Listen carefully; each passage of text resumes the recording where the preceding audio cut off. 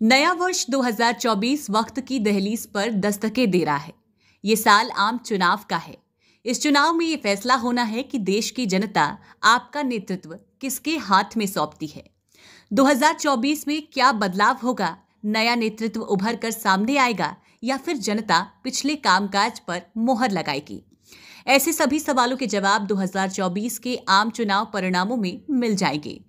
लेकिन आज की हमारी इस वीडियो में हम आपको बताने वाले हैं कि 2024 में देश के किन नेताओं ने सुर्खियां बटोरी। सबसे पहले नाम आता है देश के प्रधानमंत्री नरेंद्र मोदी का। नरेंद्र मोदी ने अपनी लोकप्रियता की पायदान पर लगातार आगे बढ़ते रहे हैं। इस साल G20 शिखर सम्मेलन का नई दिल्ली में सफल आयोजन हुआ। इसकी सफलता ने वर्ल्ड लीडर्स में मोदी की एक अलग पहचान कायम की है।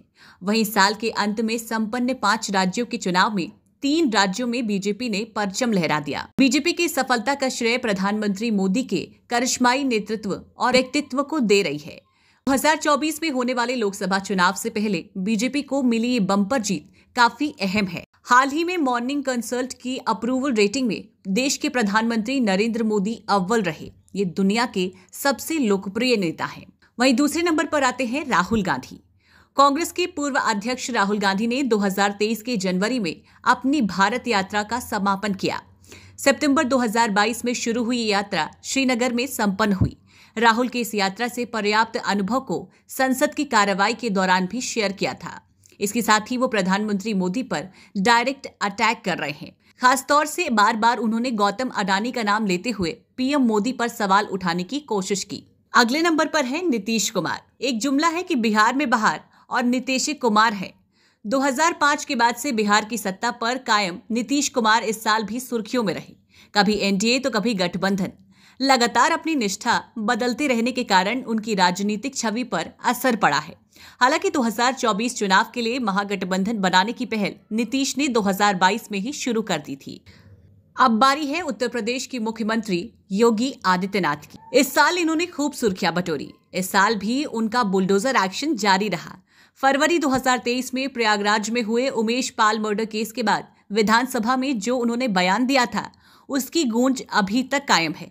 उमेश पाल हत्याकांड में माफिया अतीक अहमद का नाम सामने आया। विधानसभा में हंगामे के दौरान योगी आदित्यनाथ ने कहा था कि इस माफिया को मिट्टी में मिलाने का काम उनकी सरकार करेगी।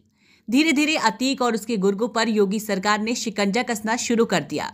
उमेश पाल हत्याकांड में शामिल अतीक का बेटा पुलिस एनकाउंटर में मारा गया। बाद में पुलिस हिरासत में मेडिकल जांच के लिए जाते समय अतीक अहमद और उसके भाई अशरफ की भी गोली मारकर हत्या कर दी गई। अब बारी है अजीत पवार की। नेशनल कॉन्फ्रेंस के नेता अजीत पवार ने अपने राजनीतिक गुरु और चाचा से बगावत कर एनडीए का दामन थाम लिया और महाराष्ट्र में डिप्टी सीएम बन गए। इतना ही नहीं, उन्होंने एनसीपी पार्टी पर भी दावा ठोक दिया। ऐसा नहीं कि अजीत पवार ने पहली बार बगावत की है। 2019 में भी अजीत पवार ने बगावत कर बीजेपी से हाथ मिलाया था। अगले नंबर पर है महुआ मोइत्रा। तृणमूल कांग्रेस की सांसद महुआ मोइत्रा भी इस साल खूब सुर्खियों में रही। पैसे लेकर सवाल पूछने के मामले में लोकसभा की एथिक्स कमेटी की रिपोर्ट की सिफारिश के आधार पर उनकी संसद की सदस्यता रद्द कर दी गई है। हालांकि इस दौरान संसद में खूब हंगामा भी हुआ। अब बारी है शिवराज सिंह चौहान की। मध्य प्रदेश के सबसे लंबे समय तक मुख्यमंत्री का पद संभालने वाले शिवराज सिंह चौहान की अब सीएम पद से छुट्टी हो गई है। वो जनता के बीच मामा के नाम से लोकप्रिय हैं। उनकी सरकार में चलाई गई लाडली लक्ष्मी योजना काफी लोकप्रिय रही। मोहन यादव राष्ट्रीय राजनीति में एक अनजान चेहरा थे। वो शिवराज सिंह की सरकार में मंत्री रहे। विधानसभा चुनाव में पार्टी की बंपर जीत के बाद विधायक दल की मीटिंग में मोहन यादव को नेता चुन लिया गया। शिवराज की जगह अब उन्होंने मुख्यमंत्री का पद संभाल लिया है। भजन लाल शर्मा जयपुर में विधायक दल की मीटिंग के बाद भजन लाल शर्मा रातों रात सुर्खियों में आ गए। उस मीटिंग में उन्हें विधायक दल का नेता चुन लिया गया। वो पहली बार विधानसभा के लिए चुनकर आए हैं। तमाम दिग्गज नेताओं की मौजूदगी के बीच पार्टी ने उन्हें सीएम के लिए चुना। अपने जन्मदिन के दिन 15 दिसंबर को उन्होंने सीएम पद की शपथ ली। अब बारी है विष्णुदेव साय। छत्तीसगढ़ में बीजेपी ने विष्णुदेव साय को सीएम बनाया। विधायक दल की मीटिंग में उन्हें नेता चुना गया। वो आदिवासी वर्ग से आते हैं। छत्तीसगढ़ आदिवासी बहुल्य क्षेत्र है, इसलिए पार्टी ने इस बार विष्णुदेव साय को सीएम बनाया है। फिलहाल इस बुलेटिन में बस इतना ही। बाकी खबरों के लिए देखते रहें यूथ न्यूज ऑनलाइन।